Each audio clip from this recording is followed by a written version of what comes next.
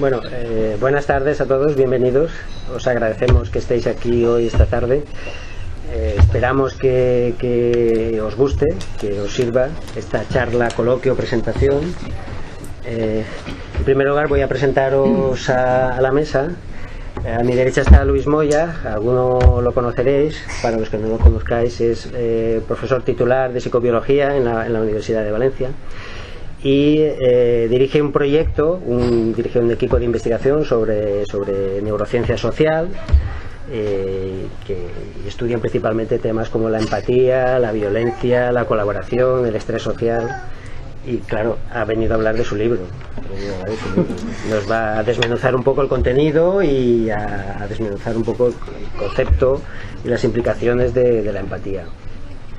A su derecha tenemos a Cristina Bonet. Cristina Bonet es psicóloga clínica, psicoterapeuta, y nos va a hablar de la importancia de la empatía en los procesos psicoterapéuticos, ¿no? A su lado, Amparo Fabra. Amparo Fabra es médico, especialista en endocrinología y es la presidenta de la Asociación Valenciana de Padres de Personas con Autismo. Entonces ella va a hablar de la importancia de la empatía en la relación con las personas del entorno autista, ¿no? Que son personas con una capacidad empática disminuida, digamos, ¿no? Ahora también ha reseñado el libro de Luis y nos leerá la reseña, ¿no? No sé bien. Bueno, estoy seguro de que si os paráis a pensar un poco os daréis cuenta de que el ser humano está constantemente leyendo su entorno, ¿no? Constantemente hace pequeñas lecturas del contexto inmediato, ¿no? Y en el contexto inmediato, ¿quién están? Nosotros, las otras personas, el otro en general, ¿no? Y hace una lectura o intenta hacer una lectura del otro constantemente, ¿no? ¿Y por qué? Porque necesita conocerlo, necesitamos conocer al otro, necesitamos entenderlo, es básico. Y para eso contamos con una capacidad a desarrollar que es la empatía, ¿no? La empatía nos permite conectar emocional y cognitivamente con el otro, ¿no? Y esto es una cosa que Luis y yo, igual no lo sabéis, lo voy a contar, descubrimos hace 20 años. Hace 20 años Luis y yo coincidimos en el teléfono de la esperanza. Decidimos hacer la mili en el teléfono de la esperanza y en vez de tirar bombitas y pegar tiros por ahí por los cuarteles, pues decidimos escuchar a la gente, ¿no? Cogíamos el teléfono y escuchábamos a la gente, ¿no? A todos los dolientes que nos llamaban, ¿no? Y yo creo que descubrimos ahí lo importante que era realmente la empatía, era importantísima, ¿no? Creo que seguimos pensando que es importante. Después de 20 años sin vernos nos hemos vuelto a ver, seguimos pensando que la empatía es muy importante y por eso está él hoy aquí, para dárnoslo a entender, ¿no? Muy bien. Y ahora ya te cedo la palabra, que he hablado demasiado bien. Pues muchas gracias. Bien, en primer lugar agradecer la presencia de todas las personas que estáis aquí, porque bueno, para mí es lo que realmente tiene sentido, que podamos hacer una charla y que haya un interés por una temática como la empatía. Es para mí ya un gran éxito pues que estemos todos escuchando estas palabras y bueno, y sobre todo pues porque contamos con dos grandes profesionales y dos personas muy implicadas en el tema, que yo creo que nos van a dar su visión y que va a ser muy buena para todos, mucho más que lo que yo os pueda contar a lo mejor, porque bueno, de alguna forma pues está en el libro y tampoco me quiero recrear mucho en ello, sino que quiero también pues que veamos sus perspectivas. Quería agradecer a Bruno, la verdad es que ha sido pues una casualidad habernos encontrado, el ofrecimiento para hacer aquí en este centro, en la FNAC, una charla sobre el tema. Él y yo, como ha contado, pues coincidimos y realmente lo que nos unió un poco fue ese interés, ¿no? hacia el escuchar, hacia las personas, porque elegimos, en aquella época había que hacer o el servicio militar o la objeción de conciencia, y elegimos hacer la objeción de conciencia en algo en lo que sentíamos que ayudábamos y en lo que de alguna forma podíamos utilizar la empatía. La empatía, además, en este caso, pues cuando no teníamos a las personas delante, porque hacíamos escucha telefónica, ¿no? Con lo cual pues era captar pues en tono emocional y en muchos aspectos todo lo que nos podía dar información de cómo se estaba sintiendo. Bien, también agradecer de alguna forma a la editorial que se haya lanzado a publicar algo sobre empatía. Y bueno, sobre empatía hemos hablado mucho, pero realmente cuando fuimos a ponerle un título al libro se pudo llamar La empatía. ¿Qué quiere decir esto? Que no hay un libro anterior que se denomine La empatía. Con lo cual, de alguna forma yo lo que lanzo un poco es el mensaje de la falta y la necesidad que tenemos y que hay de escribir sobre el tema y de investigar sobre el tema. Y bueno, pues entre los asistentes hay algunos miembros del equipo en el que trabajo de neurociencia social, que se ha comentado que de alguna forma u otra están trabajando con temas muy relacionados con la empatía y con su antítesis, que veremos que es la violencia. La fuente de inspiración para escribir el libro fue mi hija Ornella, que se la acaban de llevar porque estaba un poquito inquieta, pero siempre pues la menciono porque para mí realmente fue el proceso, fue el momento, toda la gestación, toda su gestación fue el momento en el que escribí el libro y me gusta comentarlo. Es mi fuente de inspiración. Y bueno, llegué a interesarme por la empatía, como comentaba un poco, porque soy profesor en la universidad, yo imparto clases en psicología y en criminología, y bueno, yo me centraba sobre todo en las bases neurobiológicas y las bases psicológicas de la conducta violenta. Y cuando terminaba la asignatura que impartía, siempre lanzaba una mirada en positivo y decía, bueno, esto podemos de alguna forma atajarlo. ¿Cómo? Fomentando la empatía. La educación en empatía es el camino hacia la no violencia. Los psicólogos esto lo conocíamos de una forma, pues a nivel conductual, que funcionaba, pero no estaban claras cuáles eran las bases neurobiológicas que habían detrás. Y es cuando me interesé por ello, y haciendo una revisión teórica sobre las partes del cerebro que regulan empatía y violencia, es cuando de alguna forma empecé a vislumbrar de que están muy relacionadas. Es decir, las mismas partes del cerebro regulan o controlan conducta violenta y conducta empática. Por eso el potenciar una de ellas hace que podamos disminuir la otra. Pensar qué trabajo tan importante con ese contenido neurobiológico. Bien, acabé la carrera de psicología ahora hace 20 años y bueno, yo creo que fue la mejor elección que hice. Yo me había preparado para ir al Politécnico y en el último momento decidí que no quería. Yo hice la opción A, científica, matemáticas, física, lo que se me daba bien, se supone. Y cuando llegó el momento de elegir la carrera dije no, lo que no me gusta, no es lo que yo siento. Y elegí desde la emoción y desde lo que yo quería hacer, y fue la mejor elección que he hecho en mi vida porque me siento muy feliz con mi trabajo e intento de alguna forma transmitirlo. Creo que es una disciplina apasionante y que tiene muchísima proyección. Y hay grandes profesionales que se dedican a ello y que, bueno, de alguna forma yo creo que casi todos tenemos en común que trabajamos o intentamos trabajar utilizando la empatía. Algún otro aspecto que quería resaltar es por qué he escrito el libro de la empatía, más que a lo mejor los contenidos. ¿Por qué lo he escrito? Bueno, porque creo que de alguna forma sigue habiendo mucha desconexión, lamentablemente, entre lo que hacemos en la universidad, los contenidos científicos, lo que publicamos y lo que luego llega a todo el público en general. Entonces yo creo que la divulgación es fundamental porque el conocimiento es importante que trascienda, que llegue. Muchos de los artículos científicos que publicamos los leemos los especialistas, pero no llegan a enviar un mensaje. Sin embargo, entiendo que la divulgación es la mejor forma de llegar a todos y que todos tengamos el conocimiento para poder utilizarlo. Bien, respecto un poco a los contenidos del libro, pues comentaos algunos aspectos. En el libro pues empiezo por decir qué es la empatía. Lo primero que nos podemos preguntar todos y todas los que estamos aquí, yo creo, es si somos una persona empática. No sé si habéis hecho autorreflexión, os consideráis que sois empáticos, que no lo sois. Un poco el libro intenta explicar qué es la empatía, porque a veces, decía antes, se habla mucho sobre ello, damos por supuesto que tenemos controlado lo que es, pero a lo mejor estamos hablando de otros procesos. Por eso diferencio entre empatía y simpatía, un término que a mi colega no le acaba de terminar, pero bueno, de alguna forma pues quiere decir si lo que yo estoy haciendo es contagiarme emocionalmente o lo que estoy haciendo es desde mi lugar intentar ver al otro y ser un referente. Hablaríamos de simpatía cuando ante un problema de una persona yo me contagio y me pongo a llorar, por ejemplo, con ella.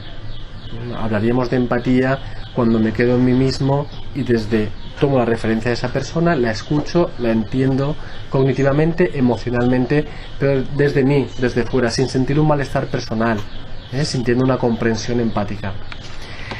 Bien, yo creo que es un aspecto fundamental a entender, y luego también dar algunas pinceladas de cómo ser más empáticos, qué podemos hacer para ser más empáticos. De alguna forma, pues hago un poco un barrido por si tienen empatía los animales o no lo tienen, más que nada porque muchas veces tener una visión filogenética, ¿no?, de los comportamientos nos hace entender hasta qué punto nos llevan acompañando mucho tiempo, o son algo que aparecen más en nuestra especie. Se pensaba que la empatía era algo únicamente de la especie humana, pero sabemos también que los animales empiezan a tener conductas cooperativas, y yo creo que eso es importante tenerlo en cuenta.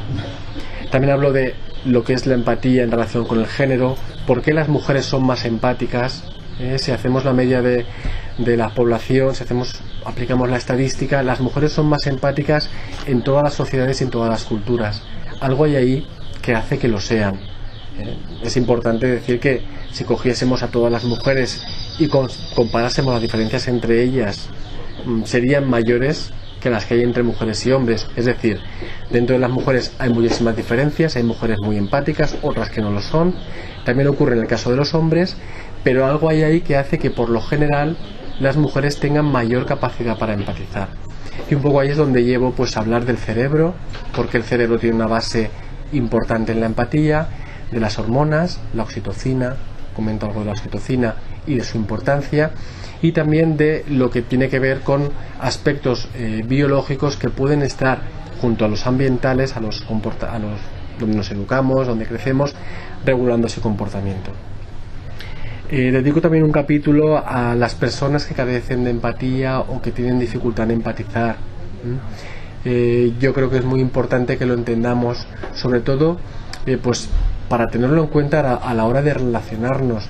A veces pensamos que alguien no está empatizando porque así lo elige, y no es cierto. Hay personas que pueden tener una dificultad para empatizar, y yo creo que teniéndolo en cuenta vamos a mejorar mucho la relación con ellas. Dedico un capítulo al trastorno del espectro autista. Tampoco voy a entrar mucho en él porque después pues tenemos a una persona que nos va a hablar de él, a mi querida Amparo, que nos va a comentar un poco pues cuál es la relación, ¿no?, de la empatía dentro de este mundo que ella conoce mejor que nadie. Y luego pues hay otros aspectos como la depresión, la ansiedad, en los cuales puede haber momentos en los que tenemos una falta de empatía. Y bien, por último, dos aspectos, tampoco quiero pues alargarme mucho más. Uno es el de la cooperación. La conducta cooperativa está muy relacionada con la empatía y la conducta altruista. Hoy he estado leyendo en la prensa El País, y me ha llamado la atención pues que se hablaba, decía, más de 200 personas han ofrecido dar un riñón a un desconocido en vida. Los trasplantes o las donaciones de órganos en vida a personas que no son familiares, yo creo que es uno de los ejemplos que podemos entender como de empatía y altruismo. El hecho de poder hacer algo por una persona que no es familiar, cuando no hay una relación tan directa, para sintiéndonos bien porque estamos ayudando. Ahora, explica un poco, la verdad es que os diría que lo leyeseis si podéis, cómo se hace esta selección y cómo estas personas, las que son elegidas, tienen la capacidad de entregar un órgano a un desconocido, y ello hace que haya una reacción en cadena, por lo cual empiezan a trasplantarse más riñones de familiares a otras personas, y se produce un círculo de empatía y altruismo. Realmente lo que comenta un poco el artículo es una frase, diría: es gente muy especial que quiere volcarse con los demás y que tiene antecedentes de acciones solidarias. Yo creo que es un ejemplo fantástico. En el libro no lo menciono muy de pasada, pero sí que hablo de otro, que es el de la gestación subrogada, lo que aquí conocemos como vientres de alquiler, pero que no me gusta el término y espero que lo cambiemos pronto, porque realmente no se trata de alquilar un vientre, sino de una mujer que libremente decide gestar el hijo o la hija de otras personas que no pueden tenerlo. Y realmente, creo que es uno de los casos más claros de empatía y altruismo. Voy a leer un fragmento del libro solamente voy a leer dos. Este es uno de ellos, en el que una persona, Melissa, una gestante, nos explica por qué ella, sin tener problemas económicos, sin percibir una gran compensación económica, teniendo un nivel de vida alto, ha decidido gestar el hijo de otras personas. Ella dice, puedo hacerlo porque hay una pareja en la otra parte del mundo que no había visto hasta hace un año y que serán unos padres excelentes, pero sin la subrogación nunca podrían haber cumplido su sueño. Puedo hacerlo porque es el bebé que esa pareja ha querido y esperado, del mismo modo que me ocurrió a mí con mi hijo. Puedo hacerlo porque vi las lágrimas en sus ojos y sentí su emoción desde la otra parte del mundo cuando les dije que la transferencia del embrión había sido un éxito y efectivamente estaba embarazada de su bebé. Puedo hacerlo porque hay personas en el mundo con mucho amor que dar y que desean ser padres, pero sin este proceso nunca conocerían la alegría de un niño al abrir los regalos de Papá Noel o de escuchar a un pequeño decir te quiero papá, o conocer la calidez del abrazo de un hijo. Puedo hacer esto porque nuestro hijo nos ha traído mucha alegría y felicidad a nuestras vidas y él completa nuestra familia. Quería dar todo esto a otra pareja que desesperadamente lo quería. Puedo hacer esto por ellos. Yo creo que entender el funcionamiento del cerebro, de la forma de ser, todo lo que es el bagaje psicológico de estas personas nos puede ayudar mucho a mejorar como sociedad. Y bien, para finalizar, simplemente comentar que desde mi punto de vista la empatía es el camino hacia la no violencia y entiendo que fomentando la empatía es la mejor forma de que no se produzcan actos violentos, o al menos que se produzcan en menor medida. En el libro también doy una descripción de lo que sería para mí pues una sociedad empática y más o menos diciéndolo de alguna forma diría que una persona empática es generalmente más querida y tiene mayor éxito social, pero una sociedad empática es más permisiva y tolerante, más respetuosa con los derechos de todos, no establece dogmas o formas de vida más adecuadas que otra, ya que se basa en la aceptación y el respeto siempre que no se haga daño a los demás. Es lo que conocemos por una sociedad más civilizada, y es que la empatía es nuestra tendencia natural más desarrollada, que puede llevarnos a un mundo mejor, con predominio de la paz, un mundo menos violento y en el que todos tengamos cabida, independientemente de los ideales, las creencias o las fronteras. Simplemente quería acabar con esto, agradeceros nuevamente la presencia y dar paso a mis colegas y profesionales de la psicología.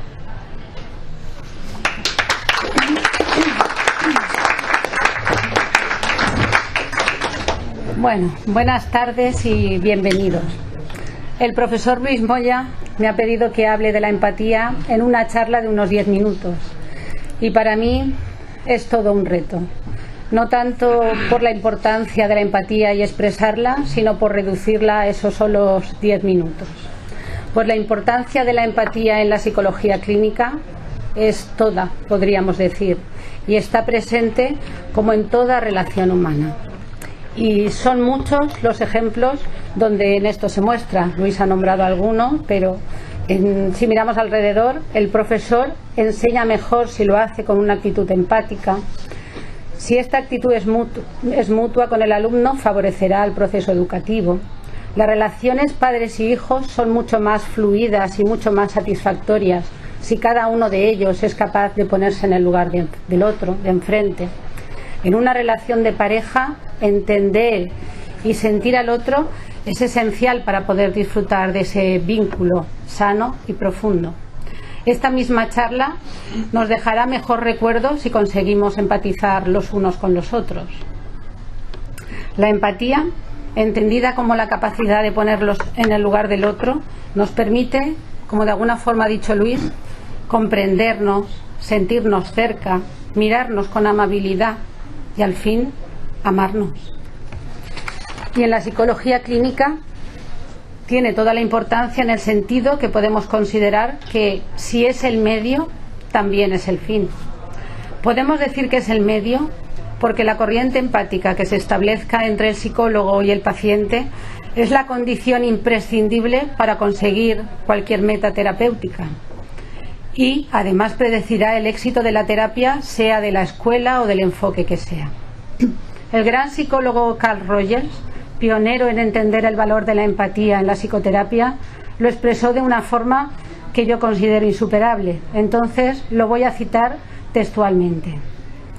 Cuando la persona se da cuenta de que se le ha oído en profundidad, se le humedecen los ojos.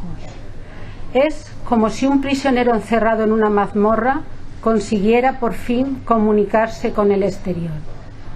Acaba de convertirse de nuevo en un ser humano. ¿Qué añadir a estas palabras? Si acaso que cuando se llega a esta conexión, a este nivel profundo de sentir al otro, se disfruta de una de las sensaciones más gratificantes de todo clínico, pero también de la vida en general y de cualquier relación que nosotros hayamos podido vivir. Esta es la grandeza de la empatía, promotora de relaciones auténticas, cercanas, elevadas, sanas.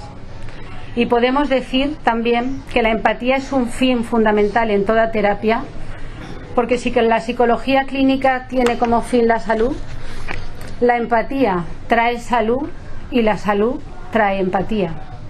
Gracias a investigadores como Luis, que tengo aquí presente, tenemos confirmación científica de aquello que si cualquiera de nosotros miramos con atención podemos observar en nuestro día a día. Las personas más empáticas disfrutan mucho más de sus relaciones sociales. Tienen menos conflictos y si los tienen los resuelven mucho más felizmente, sin hostilidad, sin agresividad.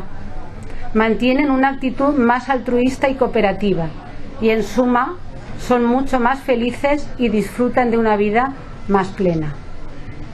Y decimos que la salud trae empatía porque una persona sana, una persona que se atiende en los 3 pilares tal y como propone la psicoterapia triple, que siento, que quiero, que pienso y lo comunica con honestidad a los demás, tiene la verdadera posibilidad de empatizar con el mundo y de lograr así unos óptimos niveles de ajuste, de salud y de felicidad. Si sabemos estar en nuestro sitio, si podemos comunicarnos y marcar nuestros límites a los demás, tenemos entonces verdadera capacidad de empatizar de una forma saludable. Dicho de otro modo, solo si estamos en nuestro lugar, como de alguna forma ha apuntado Luis, si nos acompañamos a nosotros mismos, tenemos la posibilidad de acompañar a los demás. Ahora bien, tal y como escribe Luis también y ha remarcado, es importante conocer y ejercer la diferencia entre empatizar y simpatizar. Ha dicho muy bien Luis que no me gusta el término simpatizar porque a mí me resulta bastante antipático cuando lo vivo yo misma y cuando lo observo en clínica. Porque si ponernos en el lugar de los demás es lo saludable, hacer nuestro su estado emocional nos trae importantes conflictos, tensiones y desajustes. Pongamos un ejemplo, esta misma charla. Si hicierais mi ansiedad de este momento, si os tensáis con cada uno de mis titubeos o os sentís mal con cada uno de mis errores, supongo que tendríamos menos posibilidad de disfrutar de este momento. Y es que cuando tomamos la situación emocional del otro como propia, no estamos haciendo un uso adecuado de la empatía y perdemos la posibilidad de disfrutar con salud de nuestras relaciones sociales. Si partimos de la premisa de que cada persona adulta es la responsable de su situación emocional y solo cada uno de nosotros tenemos posibilidad de dirigirla adecuadamente, suponemos que hacernos cargo de la situación emocional de otro, de su enfado, de su tristeza, de su ansiedad, nos lleva a la impotencia, a la frustración y al final no tenemos ninguna posibilidad de escucharlo, de acompañarlo, de comprenderlo, lo que sería la empatía. Simpatizar, empatizar, es especialmente grave, así se ve en clínica, cuando ocurre saltándose el orden jerárquico de las relaciones. Por ejemplo, en el caso de niños que crecen haciéndose cargo de la situación emocional de alguno de los adultos que les rodea. Pueden ser padres, hermanos mayores, profesores. Pues desde esa posición no tendrán posibilidad alguna de hacerse cargo de sus emociones y de su propia situación emocional. Y llegado a este punto, me gustaría compartir con vosotros algunas observaciones realizadas a partir de mi experiencia como clínica y como psicóloga en AVAST, Asociación Valenciana de Apoyo al Superdotado y Talentoso. Esta experiencia me ha permitido conocer muy de cerca el apasionante mundo emocional de los niños y los no tan niños llamados superdotados. Aunque cada uno de estos niños es único y tiene unas circunstancias particulares, como cada uno de nosotros, en general creo que podemos concluir que del mismo modo que el pensamiento de los niños superdotados suele ser más rico, más rápido y de mayor profundidad, así lo son también sus emociones en cuanto a complejidad y en cuanto a intensidad. Los niños superdotados disfrutan en su gran mayoría de una gran sensibilidad. Ahora se llama hipersensibilidad y afortunadamente está bastante en boga y se está estudiando y promocionando bastante. Tienen una mayor empatía y una gran capacidad de sintonizar con las necesidades de los demás. Si bien esto podría pronosticar unas profundas y muy saludables relaciones humanas, los padres, los profesores y los profesionales que trabajamos con ellos sabemos que esto no siempre ocurre así. Podríamos decir que tienen una mayor potencialidad, una mayor capacidad de vivir más profundamente, pero también una mayor posibilidad de desajuste, si estas capacidades no son bien atendidas y bien dirigidas. Y es que estas capacidades, en muchas ocasiones y por motivos diferentes, son desconocidas, son mal interpretadas, muchas veces lo dicen, se les etiqueta de exagerados, de quejicas, de sensiblones, y esto puede llegar a que se bloqueen emocionalmente y este bloqueo produzca no pocos desajustes en su persona y en su vida. Pensemos, por ejemplo, en uno de tantos matices posibles como conclusión de estas premisas. Si los superdotados tienen mejor capacidad de ponerse en el lugar del otro, no siempre van a encontrar enfrente la reciprocidad, pues los demás no siempre vamos a poder ponernos en su complejo e intenso mundo. Esto les trae sensaciones de diferencia, dicen, soy raro, de frustración, da igual que me explique, no me van a entender, de injusticia, no sé por qué me critican porque digo lo que siento, y lo que es más grave, de soledad. Además, si su capacidad de empatizar es mayor a la media de la población, también la de simpatizar lo es. Puede entender hacer suyo el estado emocional de los demás, cargándose de pesos, de responsabilidades y de culpas que van a sentir muy intensamente. Por ejemplo, me decía un niño hace un tiempo, me siento muy mal en mi clase de inglés, el profesor me da pena, los demás compañeros hablan y no lo atienden y yo me siento en la primera fila, lo atiendo, intento darle un bienestar al profesor. ¿Os imagináis lo que puede ser esto en la vida de un niño?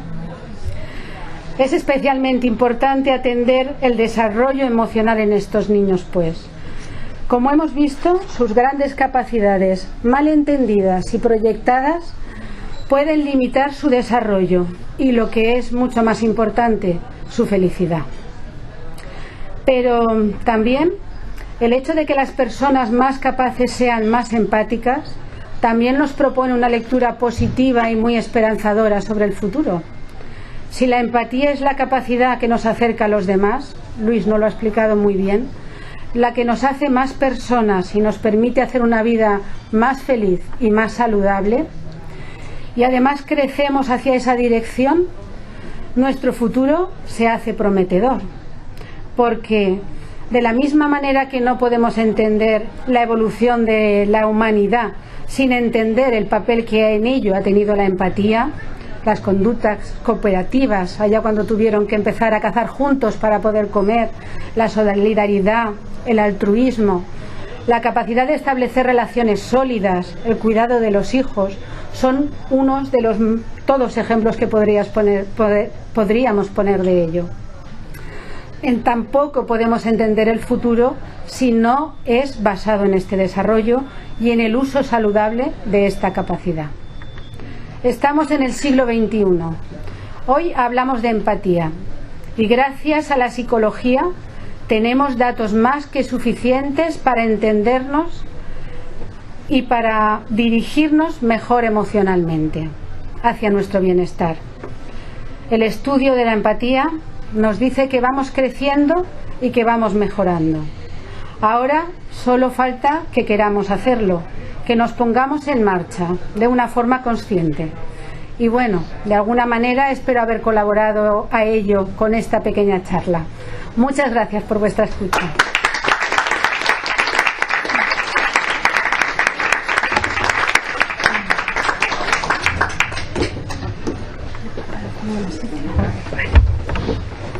Bueno, pues buenas tardes. Yo agradecer al doctor Luis Moya Albiol que me haya invitado.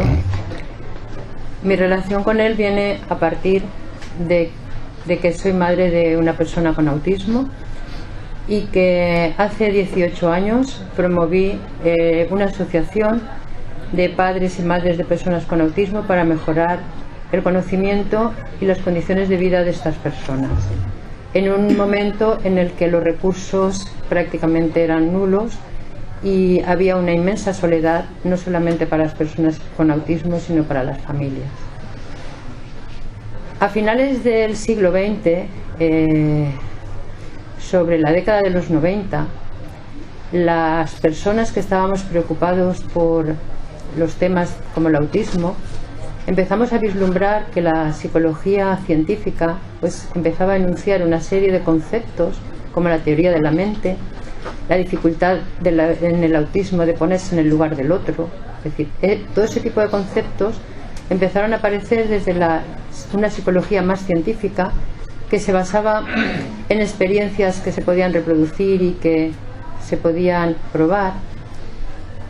Y los padres que en aquellos momentos teníamos hijos pequeños, pues empezamos a intentar aprender y entender algo de lo que suponía lo que les pasaba a nuestros hijos, que era muy difícil de entender. Luis no solamente se preocupó por eso, se preocupó por el estrés que teníamos los cuidadores principales de las personas con autismo. Tener una persona con autismo en la familia pues cambia la vida, crea situaciones de estrés, hace que la familia tenga que buscarse recursos para poder manejarse en ese estrés y llevar una vida lo mejor posible. Y bueno, nosotros pues empezamos a colaborar con el departamento de Luis, sometiéndonos a una serie de pruebas, los padres y las madres, para que midiera pues ese estrés que teníamos como cuidadores principales, junto con un grupo control que no lo tenía. Y bueno, es una forma de abordar este tema. Y luego pues fuimos también objeto de más colaboración con el equipo de una tesis doctoral que espero que sea muy buena, que ha sido objeto de muchas publicaciones nacionales e internacionales, todo lo que han trabajado con nosotros y con otros colectivos. Y cuando salió el libro de la empatía, pues había un capítulo dedicado a las personas del espectro autista.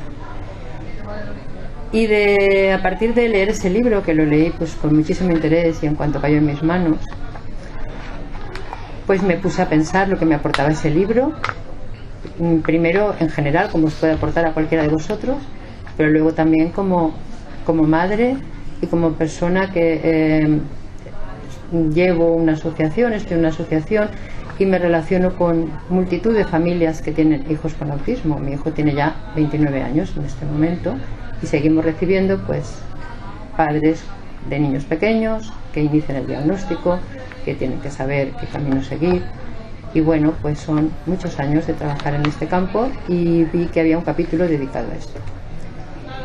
Y hace pues un poquito más de un año, al poco tiempo de salir el libro, pues planteamos que podía hacer una reseña desde mi punto de vista de lo que había supuesto para mí este libro, para ver si se publicaba esta reseña en los foros donde interesaba el autismo, o sea, en aquellos periódicos digitales, páginas web de federaciones y confederaciones donde lo que interesa son las noticias sobre el autismo. Y entonces hice una reseña que es la que os voy a leer ahora, que bueno, la escribí hace un año, recién leído el libro. O sea, los libros, como digo aquí, luego lo leeré, a veces se leen y luego se vuelven a releer, pero yo creo que el primer contacto con el libro, la primera vez que lees un libro, es especial. Luego pues vas leyendo pues cosas y le vas sacando más conceptos, pero creo que la primera vez que lees un libro es cuando de verdad te expresas lo que realmente te ha hecho sentir ese libro. Y la verdad es que yo escribí la reseña esta de tirón, no la corregí, escribí lo que sentía y es lo que os voy a leer ahora. Yo escribí: este es un libro sobre la empatía, escrito desde la empatía. Soy ante todo la madre de una persona con autismo. Mi relación con el autor de este libro está condicionada por esta razón. El doctor Moya Albiol se ha preocupado por nosotros, por los padres y madres que cuidamos de nuestros hijos con autismo. Se ha preocupado por estudiar nuestro grado de estrés, las repercusiones que ese estrés crónico podía tener sobre nuestra salud, y no solo se ha limitado a eso. Una vez constatada la realidad de nuestra situación, ha buscado y sigue buscando diversas maneras de ayudarnos a controlar ese estrés mediante terapias psicológicas diversas. A lo largo de los 28 años de vida en común con mi hijo con autismo, un sueño o un deseo, no sabría muy bien cómo llamarlo, ha llamado insistentemente a mi mente y a mi corazón, como una necesidad imperiosa, como la espera de un milagro que sé positivamente que hoy por hoy es imposible. Es el deseo de poder entrar por un rato en su mente, para entenderlo desde dentro, para ver el mundo como él lo ve y, entendiéndolo mejor, poderlo ayudar más. En realidad, lo que estoy deseando de forma desesperada es poder ser más empática con él. Dice el doctor Moya Albiol en este libro que existe una empatía cognitiva y una empatía emocional. La empatía emocional con mi hijo está garantizada. Lo observo, lo escucho, me esfuerzo en comprenderlo, sé cuándo está triste y cuándo está contento. Hasta puedo anticipar cuándo las cosas van a ir bien o mal por las señales que emite la expresión de su rostro o de su conducta. Casi podría decir que forma parte de mí misma, pero ¿cómo puedo llegar a ponerme en su lugar desde un punto de vista cognitivo? Qué difícil saber cómo funciona su mente. ¿Cómo ve el mundo desde un cerebro que se ha desarrollado de esta manera peculiar que denominamos autismo? Cuando en ocasiones tenemos que explicar las características de las personas con autismo, solemos comparar con otro tipo de dificultades que son más fáciles de comprender.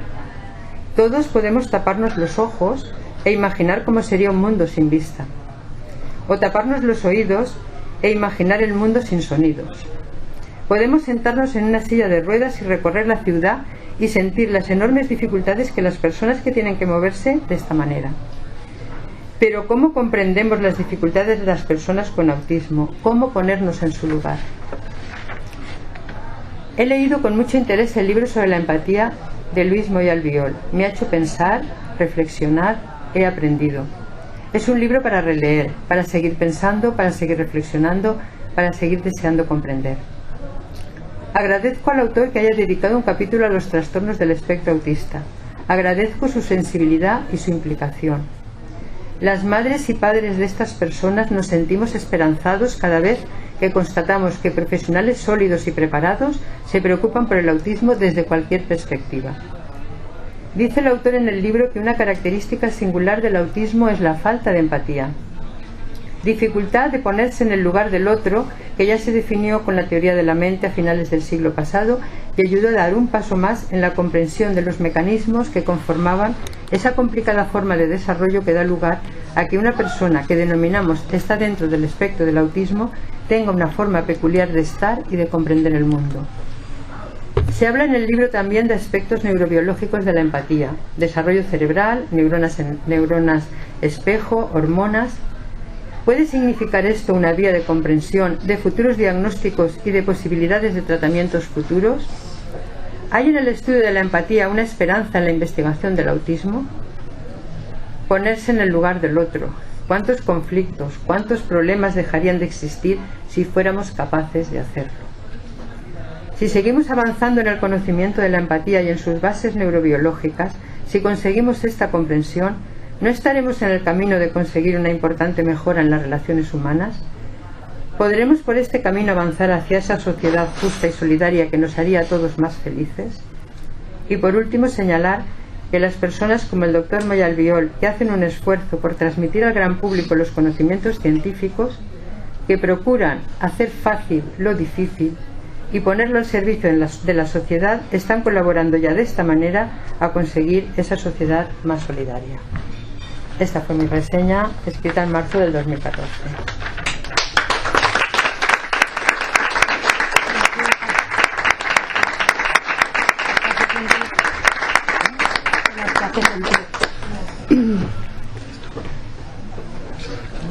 Bueno, nosotros por nuestra parte hemos terminado, ahora os toca a vosotros. Si queréis preguntarle alguna cosa a cualquier miembro de la mesa, estáis en el momento adecuado. Como veo que no os animáis, voy a empezar yo, ¿no? Una pregunta que se me ha ocurrido al escuchar Amparo. He buscado el capítulo al que ella se refiere y justo al final del capítulo Luis dice, está hablando de la falta de empatía de las personas con autismo, ¿no? Dice que aunque digamos el mecanismo habitual sostenido en las neuronas espejo no funciona perfectamente en ellos, elaboran estrategias alternativas, ¿no? Él dice, aunque el sistema de neuronas espejo no funcione correctamente en estas personas, las personas con autismo elaboran estrategias alternativas más conscientes que les permiten reconocer las emociones en los demás. Mi duda o mi pregunta sería, ¿qué tipo de alternativas elaboran? Si esa puerta a través de las neuronas espejo no la tienen, ¿qué otro tipo de alternativas? ¿Dónde se sustentan estas alternativas? ¿Son más cognitivas, como tú decías, que emocionales? A ver, lo primero, las personas con autismo tienen una serie de dificultades, o sea, que las definen, que son precisamente comprender las relaciones sociales, comprender la comunicación con los demás o tener comunicación con los demás. Las diferencias son muy grandes. Hay personas con autismo que son verbales y otras que no son verbales, que tienen pautas de comunicación alternativas los que no son verbales, como pueden ser pues los dibujos o las agendas o el lenguaje de signos. Hay muchos niveles, o sea, están asociados a déficit muchas veces, y otras veces a inteligencia normal y otras veces incluso a inteligencia superior. Es decir, que en primer lugar yo me gusta hablar no de autismo sino de autismos. Es decir, cada persona, primero es persona, después tiene autismo y además lo tiene en diferente grado. Pero una cosa que tienen en común y que a mí me gusta resaltar, porque siempre se habla de sus dificultades, es que teniendo esos hándicaps de inicio que tiene, hacen un esfuerzo titánico todos los días. Es decir, nosotros luchamos contra los tópicos del autismo. Es decir, hay dos mundos, uno que es el mundo de los no autistas y otro es el mundo del autista. Y el mundo del autista pues tiene forma de globo y está metido allí dentro, y entonces está en su mundo y ya está, y entonces está dentro del globito y se pone así a la persona con autismo. Pues no. O sea, la persona con autismo tiene el mismo mundo que tenemos todos, está en el mismo mundo que todos. Lo que pasa es que tiene dificultad para comprender algunas cosas que hacemos los que no tenemos autismo, que no necesariamente son mejores. O sea, las personas que no tenemos autismo tenemos capacidad de mentir, tenemos capacidad de dobles sentidos, tenemos capacidad de decir una cosa mientras estamos pensando otra. Bueno, pues todo eso, las personas con autismo tienen dificultad para hacer eso, con lo cual no lo hacen. Entienden el lenguaje de una forma muy literal. No comprenden que tú puedas estar pensando una cosa y diciéndoles otra, o que los engañes, o el humor o los chistes. Eso es difícil para ellos de entender. No quiere decir que no tengan sentido el humor, pero como el mundo mayoritariamente es de los no autistas, pues son ellos los que se tienen que adaptar a este mundo, con lo cual continuamente están haciendo un gran esfuerzo para poder vivir, encontrar su huequecito en este mundo. Por eso yo muchas veces pues digo, es que ya es hora de que la sociedad haga algo más, porque ellos ya están haciendo mucho. Ellos ya están haciendo mucho. Es como si le dijéramos, mira tú, aunque seas ciego, pues tú tienes que aprenderte que esto es color rojo.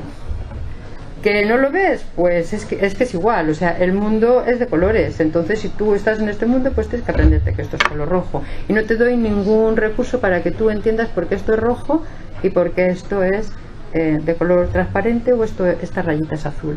Entonces, ellos están haciendo continuamente esfuerzos y consiguen comunicarse.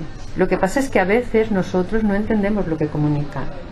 Se ha hablado a veces de que las personas con autismo, sobre todo hace muchos años, cuando nadie entendía nada de autismo y no había ningún tratamiento para ellos y simplemente lo que se intentaba era pues que hicieran lo que correspondía hacer porque así lo decía la sociedad y no se hacía ningún intento por facilitarles la comunicación, pues había muchas personas que se autolesionaban o que se pegaban contra la pared. Claro, era su forma de comunicar un disconfort, era su forma de comunicar como podían, ¿no? Entonces,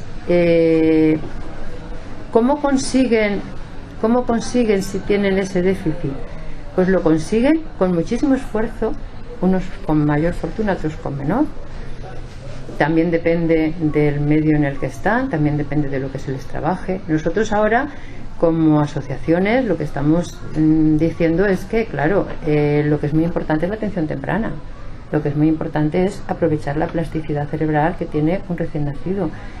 ¿Qué pasa con la persona con autismo? Pues que así como otras discapacidades se ven desde el mismo momento del nacimiento y acaba de nacer y ya está la atención temprana ahí, las personas con autismo, pues hace unos años se diagnosticaban con 3, con 4, con 5 años.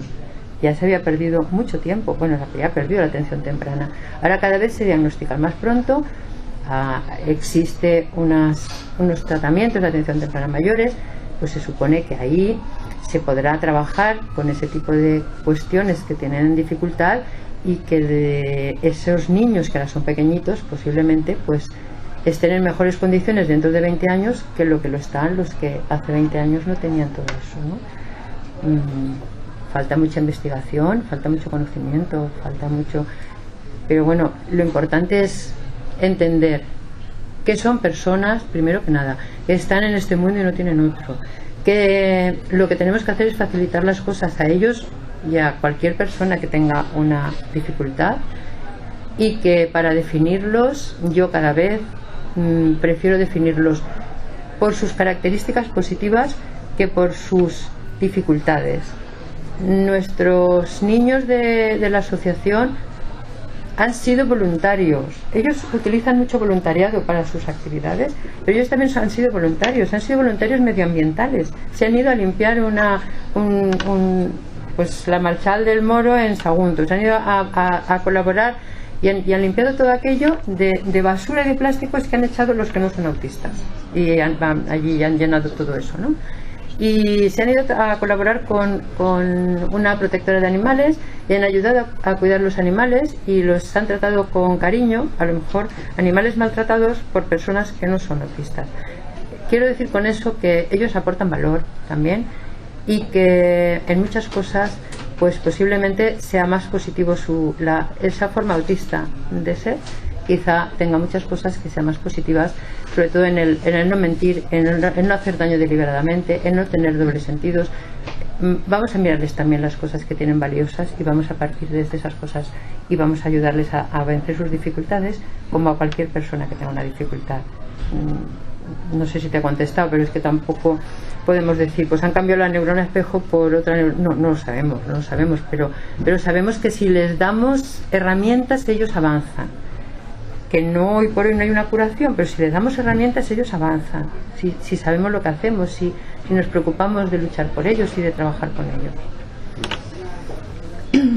Ahora que citas tú lo de las neuronas espejo, estaba escuchando y entonces quiere decirse, yo los veo como buenos, porque una persona que no le gusta mentir o una persona que está diciendo una cosa y pensando otra, yo a eso los veo los malos.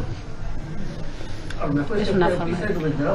Claro, bueno, pero no es ni buenos ni malos. El problema es que ellos tienen unas dificultades para poder moverse en esta sociedad o para tener...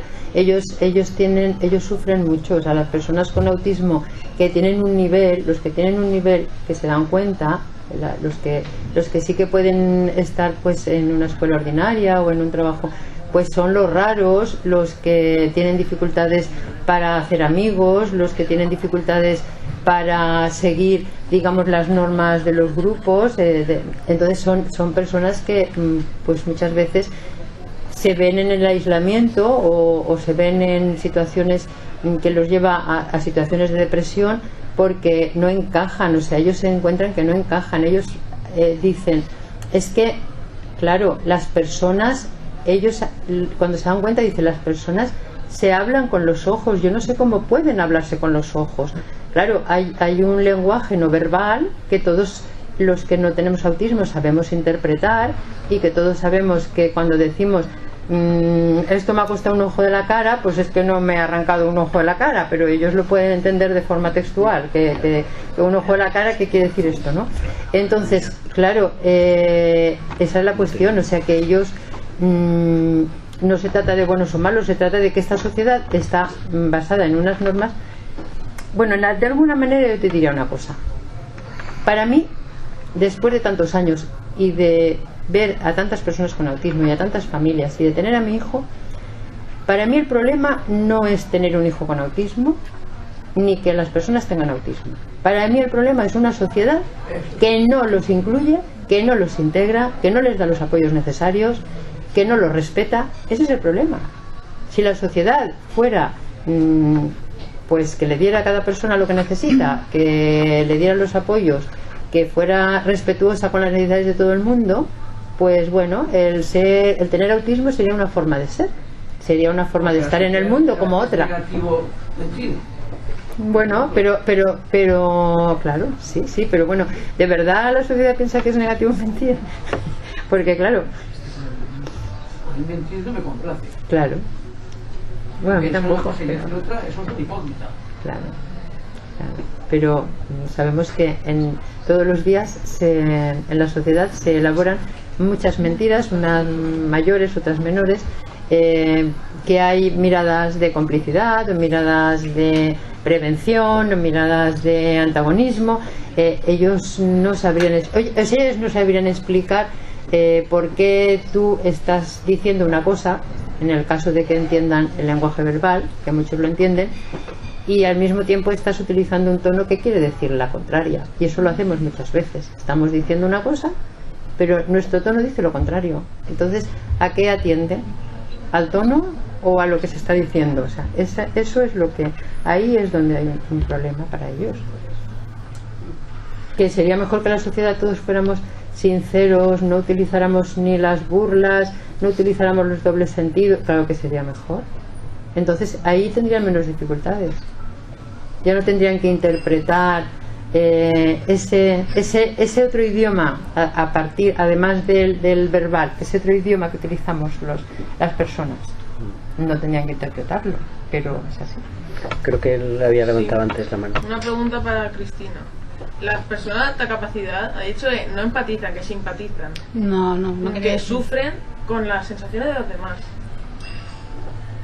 Si hay alguna manera para que estas personas no sufran con las sensaciones de los demás. Sí, de alguna forma, vamos a ver, era la diferencia entre empatizar y simpatizar. La media de los niños de alta capacidad tienen más capacidad de empatizar y también más de simpatizar. Y eso he comentado que provoca pues conflictos, tensiones. La mejor forma para no tener ese riesgo, esa posibilidad, es estar en uno mismo. El fin que tiene toda terapia, el que una persona sea capaz de estar en sí mismo, de ser consciente de lo que siente, de lo que quiere, de lo que piensa. Si una persona está en su sitio, desde ahí, como de alguna forma ha comentado Luis, de una forma más plástica, puede ver al de enfrente, pero estando en su sitio. El problema es cuando simpatiza, que es así como se llama de momento, y sale de su sitio para estar en el sitio del otro y cargar con su estado emocional. No sé si te he contestado. Lo mejor es que uno se mire a sí mismo y se trabaje a sí mismo. Bueno, sí, mi pregunta era un poco para Amparo, porque es un poco con el tema que estoy más familiarizado y un poco ya llevando 4 o 5 años estudiando siempre los aspectos negativos del cuidado. Yo creo que llega un punto en el que también nos debemos de interesar un poco en qué aspectos positivos puede sacar el cuidador del hecho de tener a su cargo a una persona con un diagnóstico X, y en este caso sí que me gustaría que a nivel personal comentara si de alguna forma, en este caso, después del diagnóstico, tanto a nivel personal como en tu contacto con diferentes familias, has notado que hay un cambio pues en aspectos como la empatía, si el hecho de ser cuidador de una persona con un trastorno del espectro autista puede hacerte más empático o más sensible, no solo con la persona a la que se cuida, sino en general a nivel de relaciones interpersonales o en la relación con los demás. Claro, yo creo que sí. Si una persona nunca ha tenido a su cargo a alguien con una discapacidad, y en este caso es un hijo que se le quiere tanto, pues a partir de tu hijo te empiezas a sensibilizar a todos los demás que tienen ese problema. Por eso, digamos, la actitud que nosotros tomamos hace más de 18 años fue hacer una asociación, es decir, fue la cooperación entre los que teníamos ese mismo problema. Luego, primero empiezas sensibilizándote por tu hijo, luego lo extiendes al conjunto de las personas con autismo. A mí a veces me dicen, pues si es que parece que todos sean hijos tuyos, si es que los conoces a todos, si es que sabes lo que les pasa a todos. Es que casi son como si fueran hijos míos, me preocupa lo que les pasa a todos. Pero luego vas más allá. Ya no son solamente las personas con autismo. Las personas con autismo, y sobre todo en la época que nos tocó vivir, pues iban a colegios especiales, iban a gabinetes psicológicos, iban a logopedas, iban a sitios donde coincidían con otros niños que no tenían autismo, tenían síndrome de Down, tenían parálisis cerebral, tenían retraso mental, tenían multitud de cosas. Y cuando llegábamos a ese colegio, pues nos decíamos, a ver, que a mí me preocupan los que tienen autismo. No, a mí me preocupan todos. El que va a la silla de ruedas, el que tiene un problema con la vista, el que tiene el síndrome de Down, el que va en silla de ruedas. Entonces llega un momento en que esa sensibilidad que has desarrollado para poder, digamos, entender y cuidar a tu hijo se extiende hacia cualquier persona con discapacidad. Y de los niños también pasas a los adultos. Y entonces pues ves de otra manera a las personas adultas o mayores que tienen dificultades cuando van por la calle, o a las personas de la tercera edad. Es decir, digamos, te cambia las prioridades de tu vida. Dejas de ver como importantes cosas que a lo mejor para otras personas son importantes, pues cosas materiales, digamos, y te empiezas a preocupar mucho más por las cuestiones en las que viven las personas, ¿no? Y quizá tienes como una tendencia a irte siempre hacia las personas que tienen alguna dificultad. O sea, llega un momento en que es ahí donde te sientes bien, donde sientes que es tu sitio. O sea, es que a mí a veces me dicen, bueno, claro, es que lo del autismo me da mucho trabajo. Es que es mi sitio, o sea, yo siento que es mi sitio, que yo quiero estar ahí. Lo que pasa es que lo que me preocupa no es cómo sean ellos. Lo que me preocupa, como he dicho antes, es cómo es la sociedad. Lo que me preocupa es que sean vulnerables, que estén indefensos, que no estemos los que ahora los podemos defender. Lo que será de ellos, todos habréis oído que los padres con hijos con discapacidad dicen, lo que me preocupa es el futuro, qué será de él si yo no estoy. Claro, pero es por eso. ¿Por qué? Porque no te fías de la sociedad. Si no, dirías, pues cuando yo no esté lo cuidarán igual que lo cuidaba yo, sufrirá la pérdida de su madre, como todos hemos perdido, como todos sufrimos la pérdida de la nuestra, pero bueno, tendrá otras personas que lo cuidarán. Pero claro, lo que pasa es, cuando decimos eso, es porque no confiamos en que la sociedad sea esa sociedad solidaria y que va a cuidar de las personas que tienen alguna dificultad. Como no nos creemos eso o pensamos que puede que no sea, pues esa es la cuestión que más nos estresa a vosotros, que nos habéis estudiado tanto a nosotros, nuestros tres, tu Nico también. Pues lo que más nos estresa, sabéis que al final es eso. O sea que a vivir el día a día nos hemos adaptado y podemos ser felices con nuestros hijos con autismo perfectamente, y que lo puedo decir y creo que la mayoría, la inmensa mayoría de las personas, de las madres y padres que conozco, dirían lo mismo. Quiero a mi hijo con autismo y no lo cambio por ningún otro del mundo. Creo que eso lo diríamos, pero la preocupación por ellos es la que os digo. Esa sociedad más solidaria, esa sociedad más empática, pues nos quitaría mucho peso de encima. Pero en eso trabajamos, o sea, también pensamos que trabajando como lo hacemos también estamos creando un poquito de empatía a nuestro alrededor, en un trocito del mundo. El mundo no, ya sabemos que no vamos a cambiar entero, pero un pequeño trocito intentamos cambiarlo todos los días. Eso es lo que